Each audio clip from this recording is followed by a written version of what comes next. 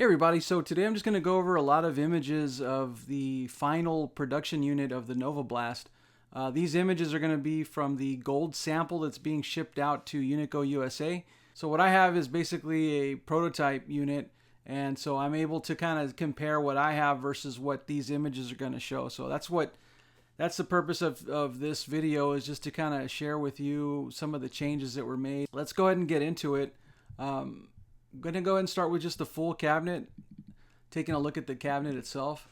All right, so here's the front view of the entire cabinet. One of the first things that really stands out to me is the fact that there aren't any more ports in the front. On my prototype unit, we had the two DB15 ports alongside the or within the two headphone jacks that were right here, kind of in the center. The other thing that stands out is this whole front panel system. On my prototype, it was like this large hinged door. So this entire front panel essentially would swing open and close, and it did seem a little flimsy. It didn't really bother me any because I'm not going to be leaving the door open. It really wasn't that big a deal, but this does look a little bit more traditional, I guess, to your expectations of what a candy cabinet would look like. And so now you just have a large front panel that you can open up and remove and to access the base of the unit. So that's cool. And then now this is new too. The coin mech now is part of a removable door. Yeah, and then you have keys for every lock. So you're gonna get like 8 keys. So there's no excuse for losing them, man. And I think they're all the same key. They're not all individual locks. It's just the same basic type of standard key system. But all right, so those are the main changes that I'm seeing in the front here. So let's go ahead and move on to the next image. So this right here is just kind of a top view into the cabinet, but really what it's showing is that this on-screen display board, or OSD, now has a longer cable. The prototype unit that I have, there's no way I could, get this far out while I'm making adjustments. I was basically kind of towards the back. I'm holding it in the back of the screen, and I'm looking at the screen to make my changes or my adjustments. So that's an improvement there, just, including a longer cable so that when you're making screen tweaks to your screen, you're able to kind of like work with the controls while you're actually looking at the screen. So that's definitely something that was necessary. So I'm glad that they did that. This is just a side view of the cabinet, and the main thing to look at here is that the headphone jack now is on the side of the control panel here. So you'll have one side for player 1, and then on the opposite end will be for player 2. Now, one thing that kind of stood out to me here is that they went back to these chrome handles, and I actually preferred the black handles on my prototype unit. I'm not sure if this is going to be what is finally shipped out to everybody. I did ask the question, but I haven't heard yet or I just gave them that feedback that I preferred the black handles. But if you like the chrome handles, leave them in the comments. Or if you like the black handles, give me your opinions on that in the comments. Here's just the other side, again showing the headphone jack. That there is one on player 2 side. One of the things that I'm kind of curious about is whether or not they're going to create a little decal or something just to kind of stick it there on the sides. I don't know. It's not really that big a deal, but I mean, it'd be kind of cool if they had a little decal. I might give them that feedback. So let's go ahead and go. So here's the back of the unit. Couple things that are definitely unique or different from my prototype is now in the back there are 2 vents for the base. It is set up for fans, but it's not going to come with the fans. On the bar top, you will have fans. For those of you that are planning on hooking up like a PC or something that generates a lot of heat, this was some feedback that we gave. There's considerably less screws overall. Now on the base, that's important because you will be assembling the base. So it's cool that there's a lot less screws. If you can see here, that's like notches that you can slot the panel into it. Now on my production unit, I had to like hold the back panel on and then screw at least one screw in so the whole damn thing doesn't fall off. So I did give them that feedback. It'd be nice if there was some way of keeping the panel in place so that it's easier to screw it onto the back of the Nova Blast of the bar top. So it looks like that's what they did. So up here there's 1, 2, 3, 4 notches. Pop the plate down, maybe hold it with one finger, and then start screwing in your screws in there. So that's cool that they did that.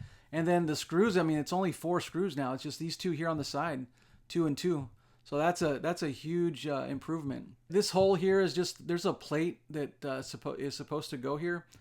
So the purpose of this, it's gonna be twofold now. So one is just if you want to connect 2 Nova Blasts together.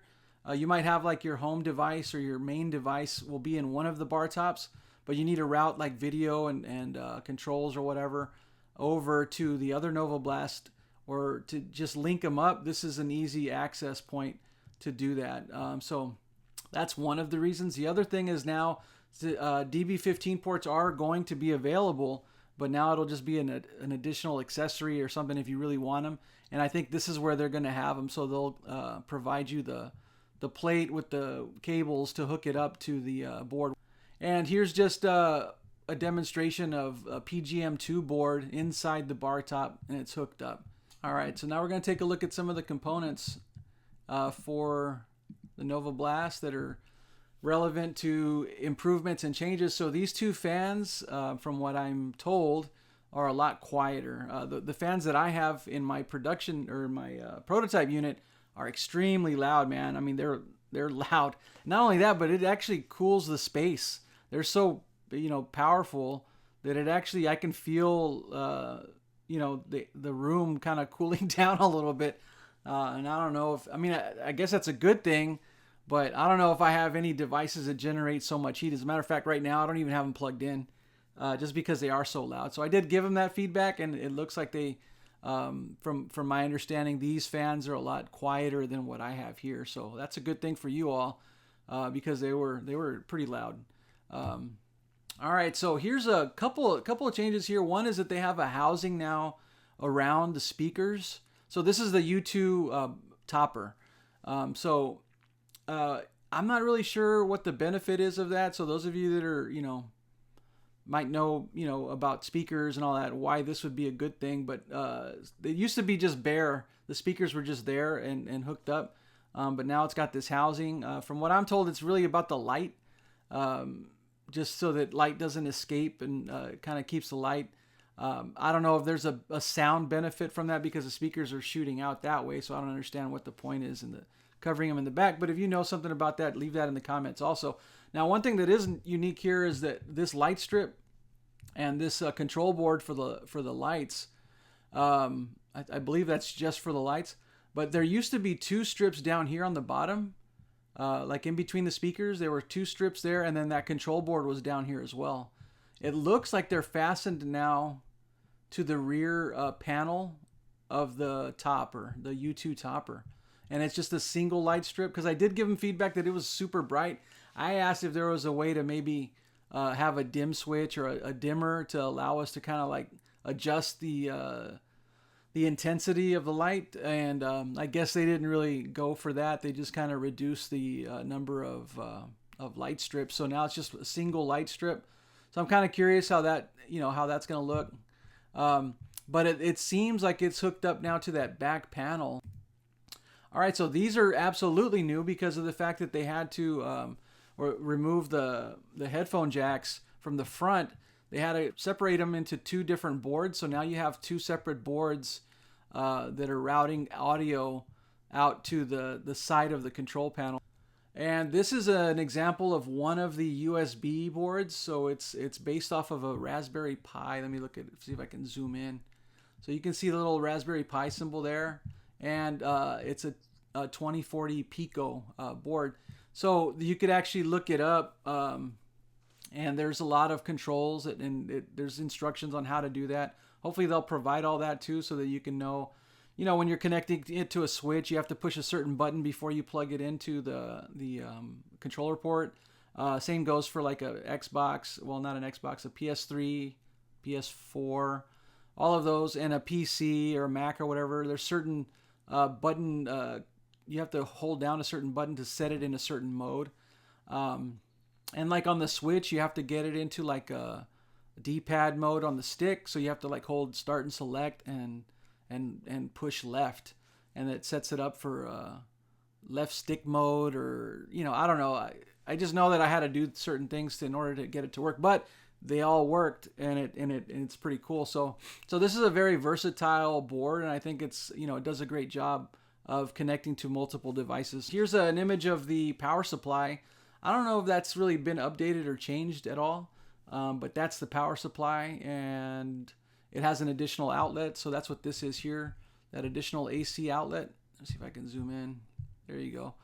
So there's the actual AC outlet. I haven't hooked up like a power strip or anything to that to connect multiple devices. I usually just have one device connected at a time. For those of you that are experts in this, I don't know if this is what this means, if this is robust, if this is basic, but supposedly it handles what it's supposed to handle. So there's the inner guts of the power supply.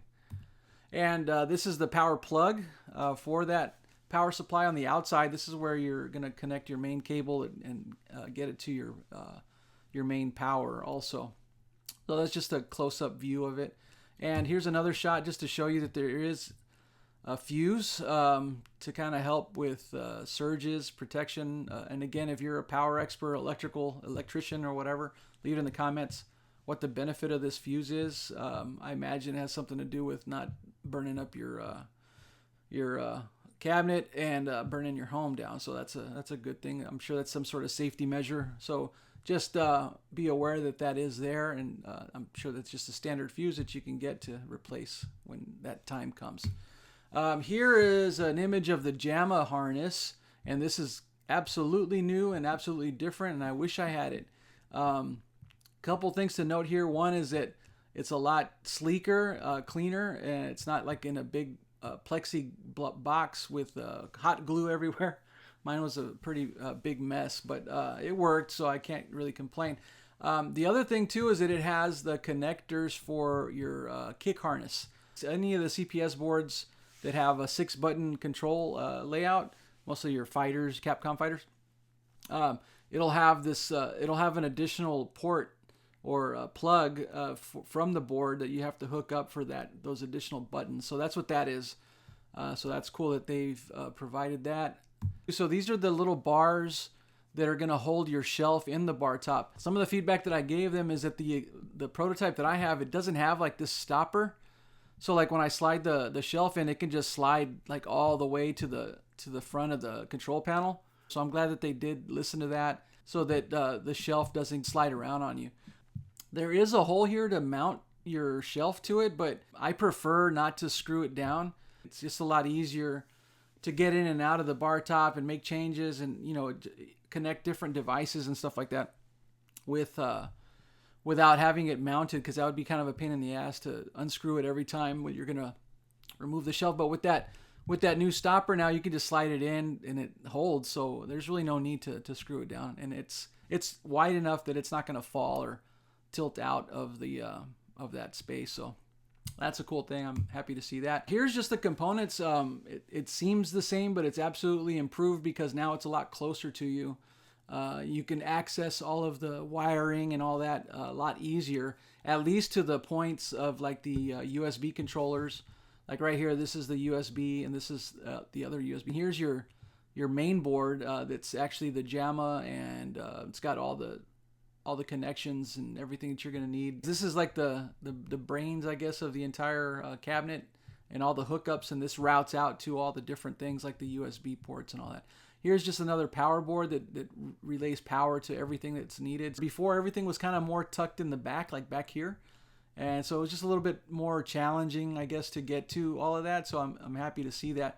I'm going to see something else here too. So yeah, so like on this USB board, it was kind of flimsy. I think they only had like one hole hooked up to it. And now it looks like they're using 2 and possibly 1 in the back. So it should be a little bit more sturdy. It would have been nice if they'd done all 4 so that it's not... Because like if you're unplugging wires and plugging wires back in, it was kind of flimsy. I felt like I was going to like snap it or break the board itself just because of the way it was mounted. So it looks like they use more mounting. screws, but I think 4 would have been better just to give it a more solid base. But again, I can't really see. Just looking at that, it looks like it's missing one. But cool, let's check this out. So yeah, this is the main board, and you know, nobody's perfect. So yeah, 2-player baton, 1-player baton, but the cool thing is that it's all labeled, so you can actually see what's what.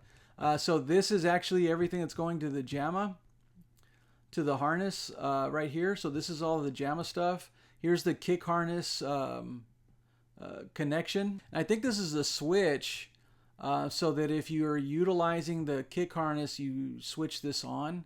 I need to get more feedback on that. Right here on the bottom left-hand corner, this is your audio jack.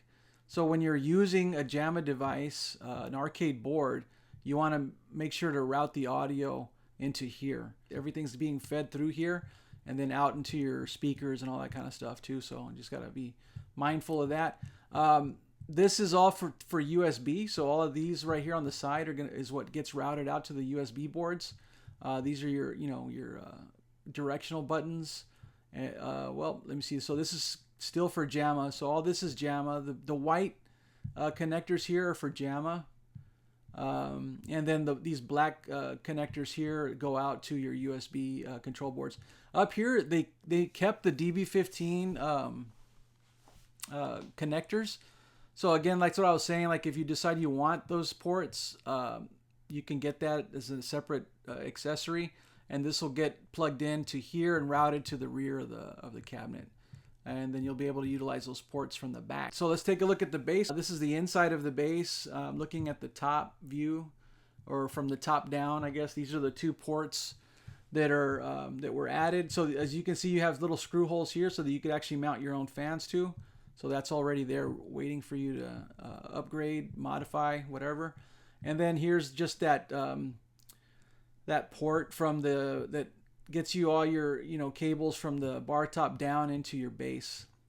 So like if you have power connected up obviously to your bar top, it's going to come down and into here to connect your other devices. All right. Here's just a shot of like the panel opened up so that you could actually see the coin mech, and also the shelf. You can still definitely have your devices on here. I can see a Mister Switch, your Steam Deck with the dock and all that. I can see, those things still up here, and there's still plenty of room for a PC. Remove the shelf, and then you can put a really huge tower or whatever you decide you want to do. But yeah, there's still room, but that's cool just to kind of see how it looks. And this is just a closer shot of the coin mech and the shelf itself. I'm not really sure what these 2 notches are. I'm guessing these might be like mounting points for the shelf. But I would think that you still need some further back too, but I'm kind of curious what those notches are. I don't have those on mine. So let's take a look at the bar top. This is the packing of the bar top. So this is what you can expect when you receive one, kind of get an idea of how everything's being packaged up and stuff. So this is obviously the bar top. It's already assembled, and it will be laying down, or it will be laying into some heavy styrofoam. Next to the bar top here is the U2 topper, and I'm trying to think. Oh, here is the control panel above it right there. So here's just the opposite side. So the control panel's on the bottom here now. You can see the green stick here on this side. So that's player 1, and then again that's the U2 topper. Everything's like wrapped in plastic, and it's slid into these really thick styrofoam holders. And there's just a closer shot of the U2 topper, and it's slotted into that styrofoam. And apparently, of course, there would be another styrofoam that goes on top of that. And there's some cables, looks like some screws, things like that you're going to need. You're definitely going to have to mount your topper to the top of the bar top here, and you're going to route your audio cables and power into these slots. I think there's 1 slot on each side for right and left. So you will need to do that. Your control panel will need to be mounted into the bar top as well, and you'll have screws for that, and it'll slide and fit into place, but you'll have to make sure to mount it into your bar top to secure it. This is the bottom of that bar top. So these are, I think we're gonna get you're gonna get like these rubber pads but they probably aren't going to be shipped with it installed, so that the adhesive doesn't kind of melt, or because in high heat situations or whatever. So they'll probably provide you that so that you can stick them on yourself before you actually put it on your base or on top of whatever surface you're going to be playing if you just got the bar top itself. And then again, there it is, kind of getting ready. Again, this is the control panel again. And I'm not sure if this is, because on mine I have a black rubber mat that goes underneath the control panel. I'm not sure if this is what that rubber mat's going to be like, or if this is some sort of a protective film that you would peel off when you're setting it up, to actually use. But the screen is mounted on. It's all connected. Excuse me, to the bar top. So, and here we are. Now it's with the foam inserts on the sides are there, and that is how it's going to be placed into the box, is vertically, like standing up like a bar top, like your bar top's supposed to look.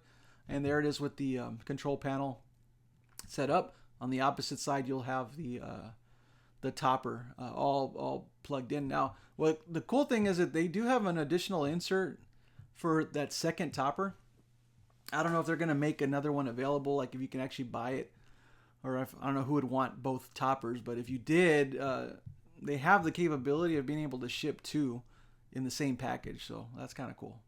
And there it is, ready to go, and there it is being slid into a box, and there it is with the so there's your bar top ready for shipment, and there's the base secured and ready to go. The last thing I want to show you is the base and everything. That's the one that's really heavily, it's a lot to put together, because you got the your four walls, and you got the top and the bottom plate, you got your wheels, you got the the feet, so there's a lot of components, the handles.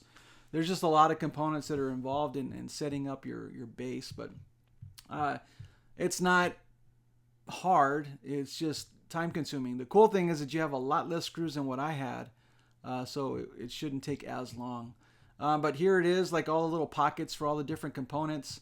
Imagine your coin mech will be in here, your wires for the coin mech, all your feet and wheels, and then of course bags of screws and all the stuff that you're going to need. So this would be like the lower layer of that box, of that setup.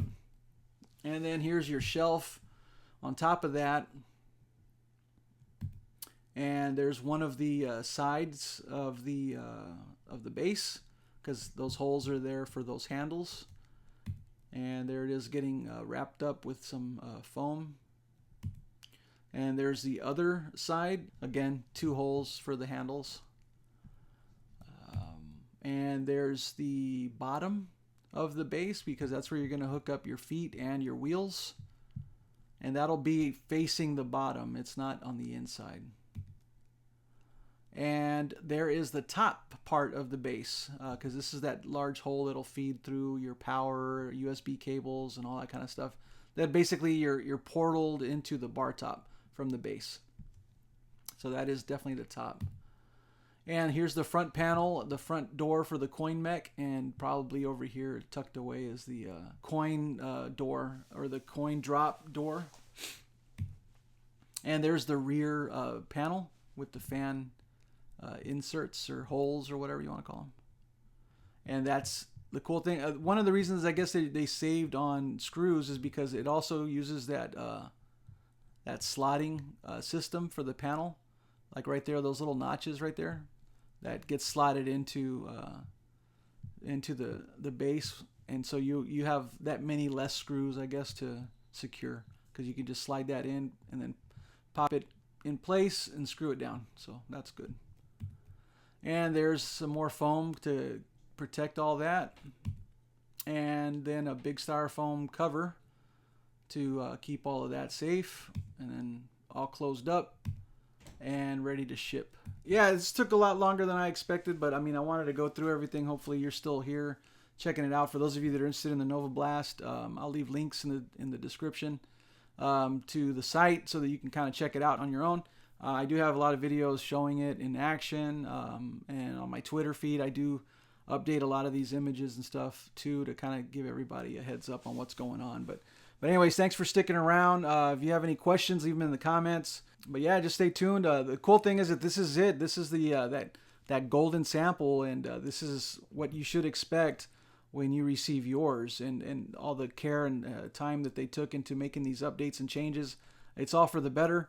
It seems like they're ready to rock, man. So looks like they have everything in place. But again, thanks for checking out the channel. Thanks for checking out this video, and stay tuned for more information on the Nova Blast and other things. As always, thanks a lot.